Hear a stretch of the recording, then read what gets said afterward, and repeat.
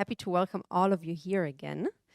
And now we have an impulse talk of Ron, and I have a little thing to tell you. So we have 10 minutes for this impulse talk. This is how I calculated my introduction Zoom with Ron, and we stayed on for 2.5 hours. So this time, I could listen for days. This time, it's 10 minutes, and we're very excited to hear your impulse talk. There you go. Hi, everyone, again. Okay, so first of all, I have to say that if my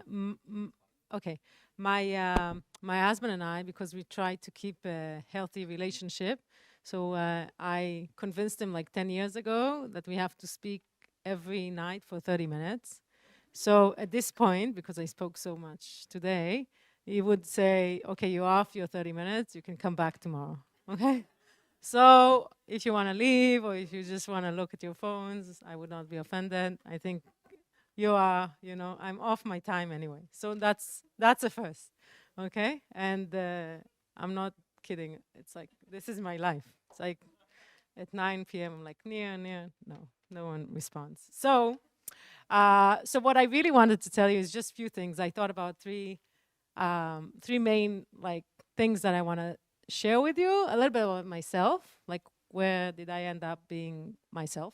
And second is my 10 rules for life. It's not really rules, but it's at least the 10 most significant lessons learned that I have based on the different experiences that I had. And just, each of you can relate to one or two or none. But it's just thought that I have, and I always feel that I have a lot of experience in different fields in my life, and that's the only reason really why I think I deserve this floor, and I actually think that every person deserves a floor to share his lessons learned. And the third thing is really talk about FemTech, and I think I did mention already what I think needs to be done in the field, meaning maybe emphasize less FEMTECH, and think about, your end client, and as a woman or woman supporter, just come and support, this arena in general. And I think the best place to start is as a consumer. So let me talk a little bit about myself. So I grew up in Israel. One of the, I think the most important thing that happened to me in my life is that my father was an engineer, and my mother, she's also an engineer, but she really liked to design houses. So she went all over Europe. We love Europe. And she came back with ideas. And I ended up moving like 12 houses during my, since I was born until I was like 14. So we moved 3 cities, very different cities. So it's like living in Mannheim and then moving maybe to Berlin and ending up in Bonn. Okay, this is kind of my life in Israel. So we had really nice, by the way, the houses were really nice. And every Saturday, I remember that I wake up, somebody is knocking on the door and is asking to do a tour and take some pictures. Seriously, this is my childhood. However, I lived and moved a lot. And due to that, I had to kind of become, an adjustable person. And I adjusted to very different societies. We lived in a relatively poor city at the beginning, and then we lived in a more, lucrative neighborhood. So very different types of people. And due to that, I think me and my family, we became very adjustable creatures. And that's why I developed, I think, my networking skill. I really don't like to speak about my skills, but, it's just, there's no one else to say that I have networking skills. So I would say that.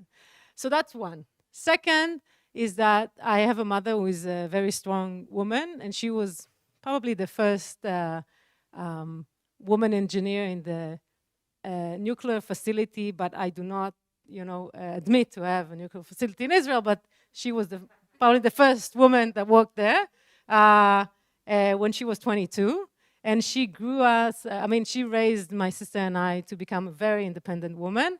And she always said, never mind who you marry, you have to make more money than him. So that was a rule. And and I kind of, I married a guy who did a long PhD in biology. So for most of the years, I did make more money than him, but it was not an difficult task. And that's the second thing. And the third thing she said, which is really interesting, if you have kids, you should think about it. It's a really smart saying. Is she said, when you start in university, you start from high, like take the most difficult discipline that a university can offer, and then you can go down and become an economist or whatever. So what I did, I actually signed up for medical school, and then I went there, and then I found out that you actually need to, want to be a doctor. So after 1 week, I went to the dean and I said, I don't want to be a doctor. He said, but you took a place in the Hebrew University's medical school, you can't leave. I said, so I'm leaving. So I left after a week. And then she said, okay, what to do? You have to have a high discipline. So she signed me up for nanotechnology, and this is what I studied, nanotechnology. It was damn hard. It was like physics, chemistry, math, biology. It was like death, really. I don't know how I ended up, graduating. And what I'm trying to say is that once I finished that, it was very easy to go down to capital markets, which was my, my first decent job. I was an engineer for a while, and then I went to capital markets, and I ran a trading floor, which was a lot of fun because it was between 2006 to 2010. Very happy years in the, as a trader. We made a lot of money, but it was truly crazy. And then I joined the government, and I did a cadet course, but in the Ministry of Economy. And I worked in the government for 2 years, a little bit of Ministry of Finance, and I went to Singapore, and I lived with my family in Singapore, and I was the trade commissioner to Singapore, Indonesia, and a little bit of Malaysia. And I actually also did a little bit of Bangladesh, but then my minister got really upset, and I said, okay, never mind. And then I left the ministry, and I went to a family office, did some investments, and now I left a tech company, very successful one in Tel Aviv. I was like the general manager, and now I'm doing what I told you before. So it's like I jumped a lot. That's what, bottom line, I jumped a lot. I tried a lot of things. I'm what people call generalist. Okay, so I don't have a profession. I'm not a biochemist like my husband, or or a diplomat like Excellency here. I'm a generalist, and it took me a long time to admit that I'm a generalist and I don't have like a specific profession. But at the end of the day, it gave me a very interesting perspective about life. I understand very little, but in many things, even in quantum computing, I understand a little bit, but enough to explore companies to invest in. And the good thing is that I managed to live with myself quite well. I do not feel like I'm a complete failure because I was not like, one doctor, one engineer my entire life. But this is something that you need to know, not just about me, but about people you meet, that, if you have a lot of experiences, eventually you're kind of able to understand that when you reach to an executive position, or you want to kind of own yourself, and you don't want to be in a very specific domain, you need to live with the fact that you are probably eventually going to be a generalist. Okay? My prime minister is a generalist. It's not a bad thing, and then you need to focus in, I can focus on Ezbra, I can focus in Zoom-in, I can focus on different things, but I'm a generalist. And I think a lot of people, especially young people today, they kind of contemplate on who we are, what we do, how we do. So it's really fine to be a generalist, like being able to do different kind of things. And you need to develop these skill sets, and you need to think about your skills. But at the end, I think more and more multidisciplinary kind of people will eventually take over a lot of businesses as we see them today. So that's kind of me. Now, my 10 rules, right? So I did write them because I said, I don't know if I'll remember. I probably don't. And I want to share with you. So the first thing I want to say is the generalist thing. Just always think about, being in a higher position or higher layer than, your perception now.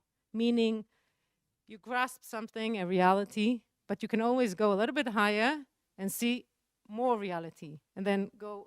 Now, I think like when you work in the government, when you do that, you feel that everything is more complex because there is a lot of complexity, like the complexity level of things you do when you look up is getting higher and higher. When you look down, you can find a solution to this code or to this, chemical issue. But when you go up and up, things get more and more complicated. However, when you go up and look at the entire reality, I think it gives you a better perspective of things, okay? You don't get so frustrated.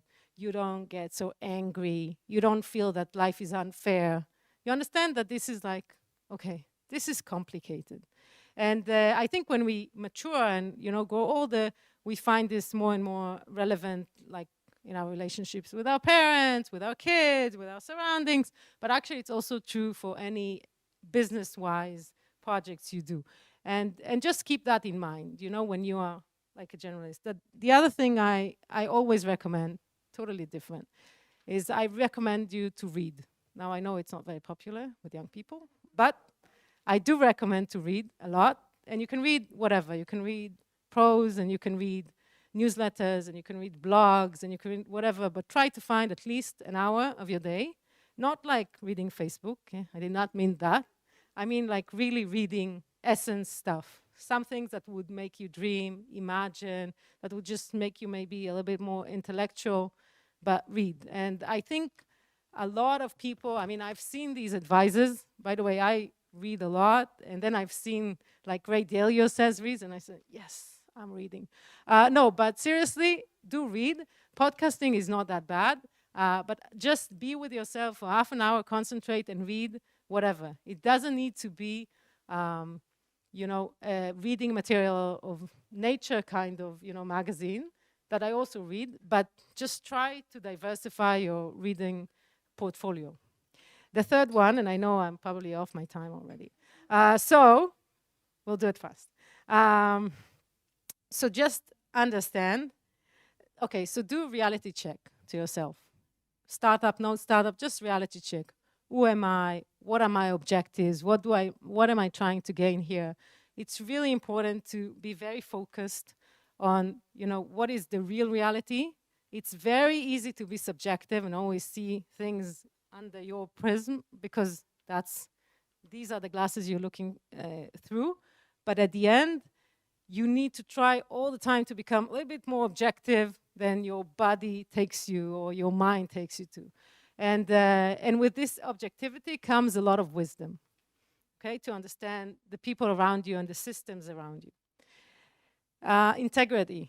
So I always say, once you compromise your integrity, then it's downhill. You can you compromise here, you compromise there, and then I don't want to mention names of tyrants, but you become one. So, just keep your integrity intact. It's very difficult, very, okay? And very easy to, to compromise your integrity a little bit, but trust me, you would live with yourself much better if you want. My sixth and most important maybe, enjoy.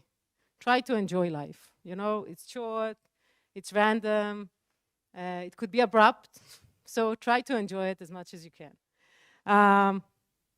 7, be practical, okay? I'm not saying you can be a theoretical physicist or whatever, but be practical with life, okay? Don't, write like a deck without practicality in it. Or don't try to put yourself objectives that are not pragmatic enough. Be practical. It's, most of the people do that, and those who do that usually succeed more than those who dream and dream. I'm not saying if there are artists in the crowd, you can be artistic and great, but you can also be practical. Like, how are you going to pay for your rent, for example? Networking. So I do recommend, say yes to everyone who wants to meet you. Everyone, okay? At least once you have time. When you are like, I don't know, my Prime Minister Bennett, maybe you can't say yes to everyone, but, during the path to becoming a Prime Minister, say yes to everyone. Give them half an hour, 30 minutes. It's not a lot. But say yes to everyone. They write you on LinkedIn. Given it's not a sponsored, advertisement, just say yes. You would be amazed of what happens when you say yes to everyone. First of all, your kindness is appreciated.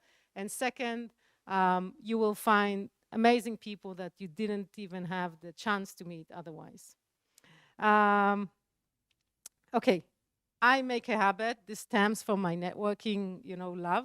I make a habit of every person I meet, I introduce him to other people, okay? If they want to, yeah? I mean, I don't make them.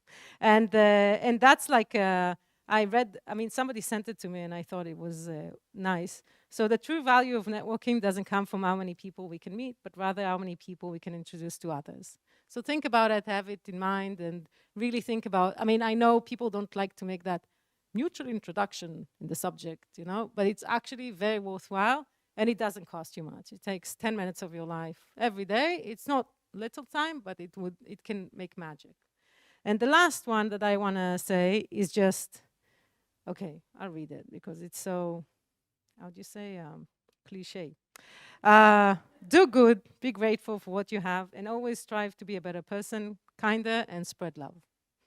So I think I'll finish with that. Thank you.